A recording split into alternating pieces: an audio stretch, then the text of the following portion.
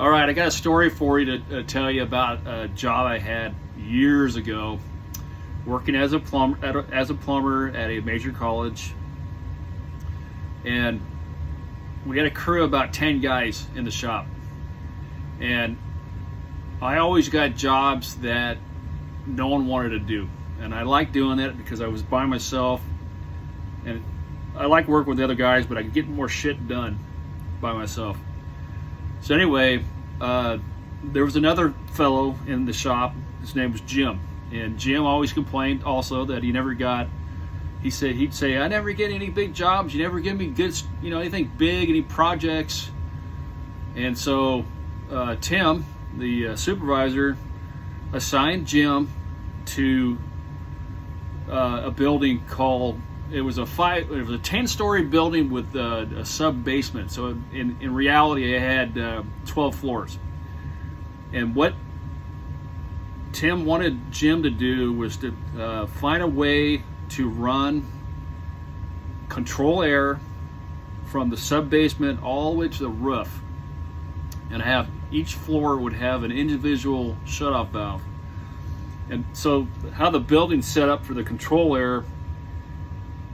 Now you're asking me, Otto, what is control air? Now control air is for the HVAC system. And I could go off on another tangent on that. It's bitching how they ran their air conditioning and their heating. So they had a heat exchanger for heating hot water. And they would take that heating hot water and run it through a bunch of coils, like pretty much on your car. When you call for heat on your car, it's you're opening up a valve that allows hot water to go into your radiator. It's a pretty much a heat exchanger, again, heating coil in your dash. And then when you turn on the air blows past the coils, and that's the heat that supplies heat to your car.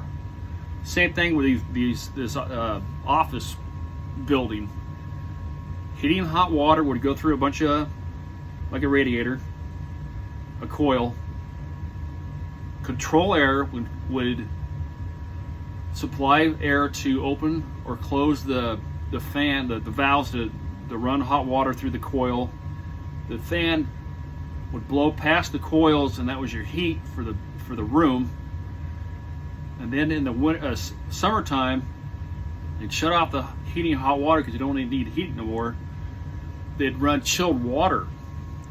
It was like a glycol that doesn't freeze, and it run about 32 degrees.